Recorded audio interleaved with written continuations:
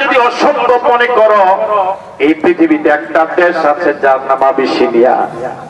আমি যতদূর জানি ওই আবিসিনিয়ার বাদশার নাম নাজ্জাশী। তিনি খুব ভালো মানুষ।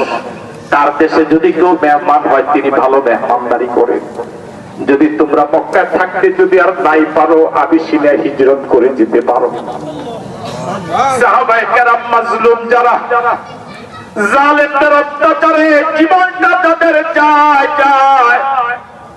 কোন অপরাধ তারা করে নাই, কোন অপরাধ তারা করে নাই। শুধু অপরাধ করেছে একমাত্র আল্লাহর প্রতি ঈমান এনেছে, নবীর প্রতি ঈমান এনেছে।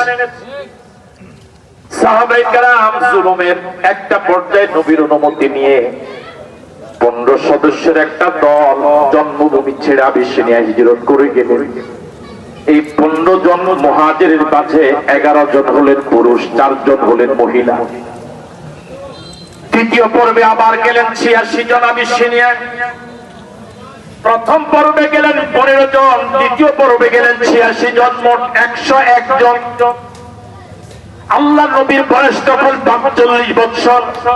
কোরআন নাযিল হলো 5 বছর হয়ে গেল। আল্লাহ নবীর দাওয়াতি জীবনের বয়স হয়ে গেল 5 বছর। এই 5 বছরে আল্লাহ নবীর হাতে কালিমা পড়ে মুসলমানের সংখ্যা হলো মাত্র 141 জন।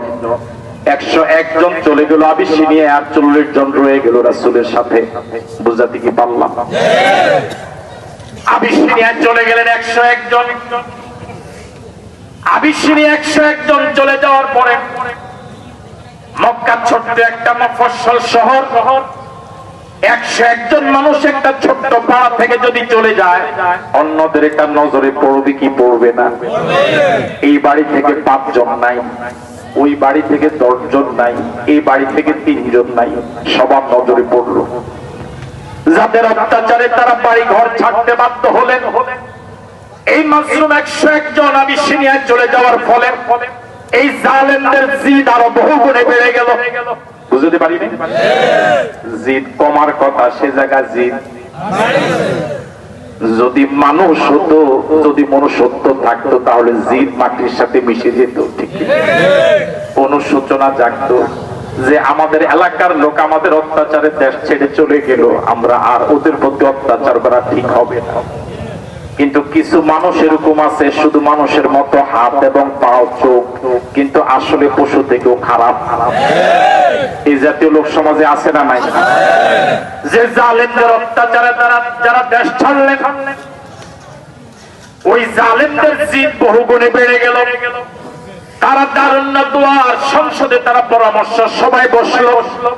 রাষ্ট্র সিদ্ধান্ত নিল যে কোনো মূল্যে আবিসিনিয়া থেকে এই 101 জন যারা আমাদের দেশ থেকে পালিয়ে গেল, তাদেরকে ফেরত আনতে হবে। শুনতেছেন?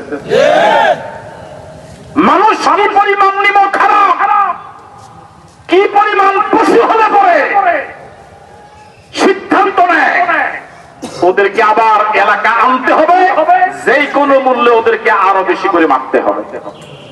নাউজুবিল্লাহ বলতেন। কিছু মানুষ সমাজে এরকম আছে, অন্যের না মারতে পারলে হাত চুলকায়। আপনি কি আছেন না গেছেন?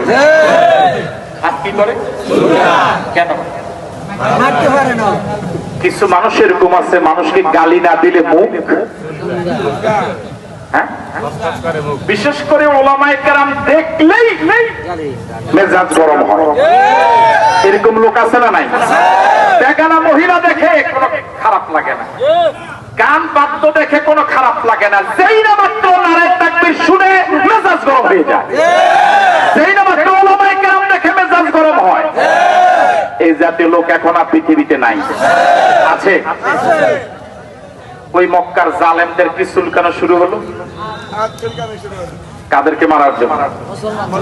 এখন এই 101 জন চলে যাওয়ার কারণে যাদেরকে মারতো প্রতিদিন রুটিন মাফিক, তারা তো হাতছাড়া হয়ে গেল। এখন তাদেরকে আনতে হবে, যে কোনো মূল্যে তাদেরকে মারা লাগবে। বুঝাতে পারলাম? আমার ভাইয়ারা, সাহাবায়ে কেরাম রিদওয়ানুল্লাহি তাআলা আলাইহিম আজমাইন, তাদেরকে আনার জন্য মক্কার তৎকালীন সরকার 2 জনকে প্রতিনিধি ঠিক করলো। যাওয়ার সময় তাদের হাতে মোটা অঙ্কের টাকা দিল। এবার বলুন তো এই টাকাটার নাম কি হবে? ঘুষ